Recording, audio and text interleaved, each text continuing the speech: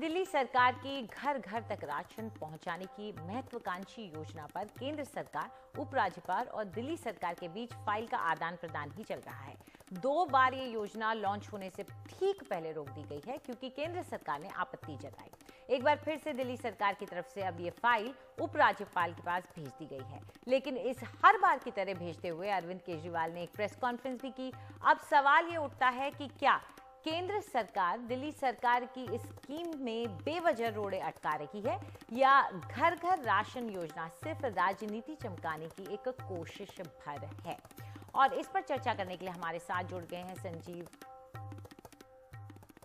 तो हमारे साथ इस वक्त सिर्फ महेश वर्मा साहब हैं जो कि नेता हैं बीजेपी के।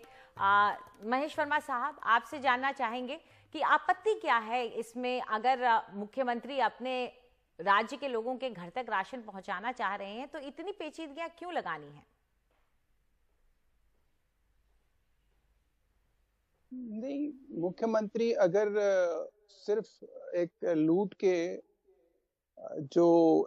लूट को अंजाम देने की कोशिश कर रहे हैं या लूट के तहत अगर कोई काम कर रहे हैं तो ये आपके दर्शकों को और दिल्ली की जनता को बताना बहुत आवश्यक है। हेलो, हाँ जी सर, लूट शब्द का इस्तेमाल क्यों किया आपने यहाँ पे? हाँ जी बताइए। हाँ, मैं निश्चित रूप से मैं बताऊंगा कि लूट शब्द का मैं इस्तेमाल जो किया हूं उसका कारण क्या है।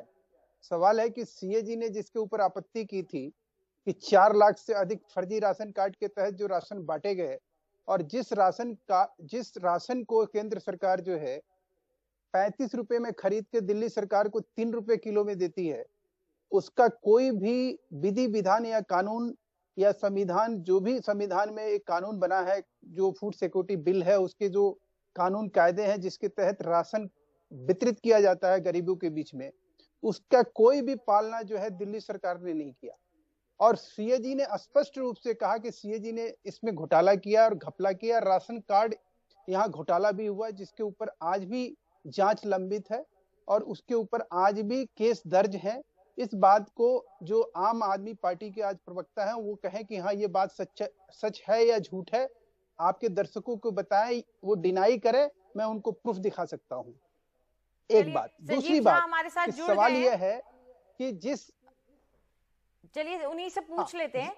संजीव झा, आपने सुना कि क्या कह रहे हैं महेश वर्मा साहब। दूसरा, इसमें मैं ये भी पूछना चाहूंगी कि राशन केंद्र सरकार का सब कुछ उन्हीं की तरफ से आ रहा है, फिर आप लोग क्यों ऐसी पेचीदगियां उसमें डाल रहे हैं कि घर घर भेजेंगे? कुछ आपत्तियां तो जो उठाई गई हैं उनमें कोई ना कोई बात तो है। अगर कोई अपना मकान बदल देता है, कुछ हो जाता है, तो फिर किस तरीके से इस सिस्टम को सुधारेंगे? देखिए अंजलि जी, मैं अभी बीजेपी के प्रवक्ता को सुन रहा था। मुझे लगता है कि आपने ये पूछा कि ये जो घर घर राशन पहुंचाने की योजना है, इस योजना में कमियां क्या हैं, वो कमियां नहीं बता पाए। मैं ये मानता हूं कि ये जब घर घर राशन एक बहुत ही महत्वाकांक्षी योजना थी दिल्ली सरकार के लिए, क्योंकि मुझे लगता है कि इस देश में अगर राशन माफियाओं के खिलाफ किसी ने लड़ाई लड़ा तो अरविंद केजरीवाल लड़े, 17 साल तक लड़ते रहे इस लड़ाई। तो वो बेहतर जानते हैं कि किस तरह से राशन माफिया का आतंक है और राशन में कितनी गड़बड़ियां होती हैं, राशन किस तरह से कम मिलता है, राशन की क्वालिटी खराब कैसे होता है। तो अरविंद केजरीवाल जी ने कहा कि हम अब घर घर तक राशन पहुंचाएंगे। अब इस बात को यहाँ अभी जो महेश वर्मा साहब ने कहा है वो तो आप लोगों को माफिया से मिला हुआ कह रहे हैं। वो तो कह रहे हैं कि आप लोग फर्जी राशन कार्ड के नाम पर राशन बांट रहे हैं। तो पहले आप उस बात का जवाब दे दीजिए। अंजलि जी, नहीं, मैं वही जानना चाह रहा हूँ। मैं ये पूछना चाह रहा हूँ संजय जी से, मेरा बहुत विनम्रता पूर्वक आपसे एक आग्रह करना चाहता हूँ। संजीव जी, आप मेरी इस बात को झुटलाइए, कहिए कि सीए जी ने राशन में जो राशन वितरण हुआ था उसके ऊपर आपत्ति की या नहीं की। 900 करोड़ के का जो एक घालमेल है वो हुआ या नहीं हुआ। 4 लाख का फर्जी राशन कार्ड का मामला सामने आया या नहीं आया। मुख्यमंत्री उन सब चीजों पे कार्रवाई किए बगैर, उसको उस समस्या का समाधान, उसका निराकरण किए, उस व्यवस्था को ठीक किए बगैर मुख्यमंत्री का इस तरह से गरीबों के नाम पर ये लूट की जो ये योजना बनाना और इस लूट की योजना में ये कहना कि केंद्र सरकार भी शामिल हो जाए, जिसके ऊपर मुख्यमंत्री का कोई हक नहीं है। दिल्ली राज्य सरकार, संजीव जी को मौका देते हैं, उन्होंने सुन लिया आपकी आपत्तियों को।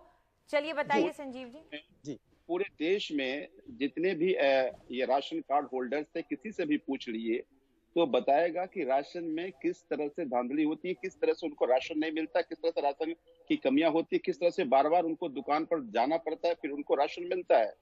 अब इस कमियों जो आज जो ये भ्रष्टाचार की बात कर रहे हैं उसको भी दूर करना है। बिल्कुल इस जो सिस्टम है जिसमें कमियां हैं, तो अब अगर मान लीजिए किसी एक व्यक्ति को आपके ही घर पे अगर मान लीजिए हम आपको आटा दे रहे हैं, पूरा एक पैकेट बना करके दे रहे हैं, पैकेट घर तक पहुंचा रहे हैं, और हम ये भी पूछ रहे हैं कि आप घर पर कब रहेंगे, जब आप रहेंगे तभी ये उनका ये पैकेट पहुंचेगा। मुझे लगता है आदरणीय कि संजीव जी, कदम और क्या हो सकती थी। मैं ये मानता हूं कि नहीं, इसमें मेरे सवाल का जवाब आप नहीं दे पा रहे हैं। इसमें इनको डर लग रहा है। देखिए, आज हर एक आदमी घर बैठे पिज्जा तो मंगा गलत सकता बात है, है। आप कपड़ा तो मंगा सकते हैं, कोई इलेक्ट्रॉनिक सामान तो खरीद सकते हैं, लेकिन अरे गरीब को भाई, राशन मैं आपसे ये पूछना चाह रहा हूं कि इस देश में एक राशन, एक अभी नेशन, एक राशन कार्ड की बात हुई, 2 राज्य ऐसे छोड़कर कि अपने सभी सवाल राज्यों में ये कानून लागू हो गया, ये अपनाया गया। दिल्ली में अब आखिर क्या कारण है? तीनों चीजों दिल्ली घबराइए मत इसको अपनाने से क्यों घबरा रही है? कि आज एक बात समझिए कि ये लगातार इस सारे स्कीम की जानकारी केंद्र सरकार को हम देते रहे, एलजी साहब को जानकारी देते रहे। कोर्ट में ये केस है, कोर्ट में कौन गया है? कोर्ट में जितने भी यहाँ पे राशन माफिया हैं या राशन दुकानदार हैं वो कोर्ट गए हैं। कोर्ट ने स्टे नहीं दिया, लेकिन ये कह रहे हैं कि हम स्टे कर रहे हैं। तो इसका मतलब है कि आप उन तमाम माफियों के साथ आप खड़े हो रहे हैं। आज जब हम गरीब के घर तक राशन पहुंचाना संजीव चाहते हैं, जी, आप क्वालिटी राशन महेश जी और संजीव अंजलि जी, चलिए, ये हमारी बातों क्योंकि को आप दोनों और ही एक आपके दूसरे को दर्शकों को राशन गुमराह कर माफिया रहे से हैं। मिला हुआ बता रहे हैं। चलिए राशन माफिया की बात से आगे बढ़ते हैं। मैं इस योजना के बारे में नहीं, माफ समझने की कीजिएगा ना, कोशिश ना करेक्ट कर लीजिए ना, इन्होंने ये नहीं कहा। ये कह रहे हैं कि हाई कोर्ट में राशन माफिया के लोग गए। माफ कीजिएगा, ये हमें लांछन नहीं लगा सकते हैं, क्योंकि हम तो 35 रुपए में कोई चीज खरीदते हैं, वो इनको 3 रुपए में देते हैं।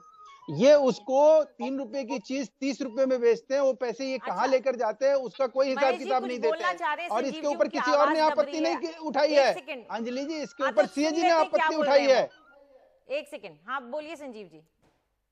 देखिए, मैं बार बार कह रहा हूं कि आप जिस स्कीम को हाई कोर्ट ये सब लोग क्यों गए थे कि ये स्कीम से उन्होंने कहा कि हमारा राइट जा रहा है तो उस पर स्टे दे दिया जाए। हाई कोर्ट में 5 हियरिंग हो चुकी है, लेकिन हाई कोर्ट ने इस पे स्टे नहीं दिया। केंद्र सरकार स्टे दे रही है, तो इसका मतलब तो हम मानेंगे ना, फिर केंद्र सरकार उन तमाम माफियाओं के साथ करी है। अब जब हम हर एक व्यक्ति को पैकेट बना करके अच्छे नहीं, ये दिल्ली हाई कोर्ट के खिलाफ टिप्पणी कर रहे हैं। ये दिल्ली हाई कोर्ट के खिलाफ टिप्पणी कर रहे हैं आपके चैनल पे। ये सर्वथा अलाउड नहीं है। वो केंद्र सरकार के खिलाफ टिप्पणी कर रहे हैं। चलिए महेश जी, अब देखिए, नहीं, वो कह रहे हैं कि हाई कोर्ट स्टे नहीं कर रही है। महेश जी और संजीव जी, एक सेकंड रुक जाइए संजीव जी। हाँ, आपकी आवाज दब जाती है अगर सब लोग बोलते हैं। मैं ये जानना चाह रही हूँ संजीव जी, एक बार फिर से, राशन केंद्र सरकार का, पॉलिसी उनका सब कुछ, आप लोग चाह रहे हैं कि आप एक तरीके से उठा करके एक पैकेट में डालें, अपना ठप्पा लगाएं और उसको पहुंचा दें। तो फिर आप केंद्र सरकार से ढंग से बात कीजिए, उनके साथ उस कानून में बदलाव कीजिए अगर जरूरत है। ये सब आप क्यों नहीं करते? ये फाइल इधर फाइल उधर, यही चलता रह जाता है पूरे टाइम, और दिल्ली वाले बैठे रहते हैं ये सोच के कि अब घंटी बजेगी और राशन आएगा। देखिए अंजलि जी, इसमें 2 चीजें हैं। पहली बात कि एफपीएस फूड सिक्योरिटी एक्ट में आपको राशन देना है, केंद्र सरकार को देना है। डिस्ट्रीब्यूशन कैसे होगा ये कानून कहीं नहीं कहता कि डिस्ट्रीब्यूशन करने के लिए आपको केंद्र सरकार से पूछना पड़ेगा। लेकिन फिर भी जब हम ये इस योजना को ला रहे थे तो एक एक स्टेप की जानकारी हम केंद्र सरकार को देते रहे। लगातार हमारे जो मंत्री, खाद्य मंत्री हैं, वो हमारे केंद्र सरकार के मंत्री से बात करते रहे, उनके सेक्रेटरी से बात करते रहे। उन्होंने एक जगह ऑब्जेक्शन जरूर लगाया, उन्होंने कहा कि इस घर घर राशन योजना का नाम मुख्यमंत्री घर घर राशन योजना नहीं होना चाहिए। हमने उनकी आपत्ति को मान लिया, हमने उनको घर घर राशन योजना हमने कर दिया। अब नोटिफिकेशन आज से 3 महीने पहले हुआ, तब ना तो एलजी साहब को आपत्ति थी, ना केंद्र सरकार को आपत्ति थी। अब जब डिस्ट्रीब्यूशन शुरू होना था तो अचानक इन्होंने रोक दिया। तो ये अपने आप में फिर साबित कर रहा है ना कि आप किसके साथ खड़े हैं। आज अगर गरीब को, बार बार कह रहा हूं कि आज गरीब को अगर राशन उनके घर तक मिल रहा है, इससे बड़ी महत्वाकांक्षी योजना और क्या हो सकती है कि कल तक ये वाले लोगों को मिल रहा था, आज ये सौभाग्य गरीब को मिल रहा है कि उनका राशन अब दुकान पर धक्के नहीं खाना है, उनको लाइन में नहीं ठीक है, लगाना है। चलिए योजना को छोड़ दीजिए आप, मतलब उसके बेनिफिट्स तो बहुत बार हम सुन चुके हैं। महेश जी कुछ यहाँ पर आपत्ति जता रहे हैं, बोलिए महेश जी। जी, मैं राइट टू रिप्लाई चाहूंगा, क्योंकि जो चीज ये कह रहे हैं कि हम गरीबों के लिए इस योजना को लेकर आए हैं, तो सवाल ये है कि जो गरीबों के नाम पर आपने पहले जो डाका डाला, जो गरीबों के नाम पर पहले आपने जो काम गलत काम किए, उसका क्या होगा?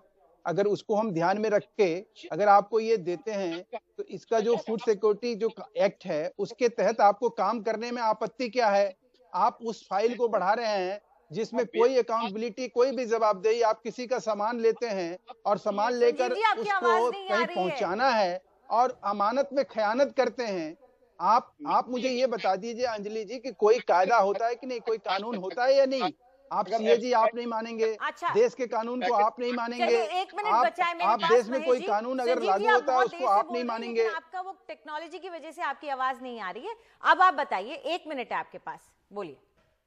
देखिए, इन्होंने ये अभी तक नहीं बताया कि वास्तव ये भ्रष्टाचार, मान लीजिए ये कहते हैं घर राशन में बहुत भ्रष्टाचार है, कैसे भ्रष्टाचार है? आपने समझाते हैं ना कि एफसीआई गोदाम उठाने में भ्रष्टाचार है, या जो जहां पे हम स्टोर कर रहे हैं वहां भ्रष्टाचार है, या घर तक। अरे भाई, मैंने स्पष्ट कर दिया, मुझे ये लगता है सीए जी का नाम बताया। महत्वाकांक्षी योजना अगर हमने दिल्ली में लागू कर दी तो ना केवल दिल्ली में पूरे आप बनेगा।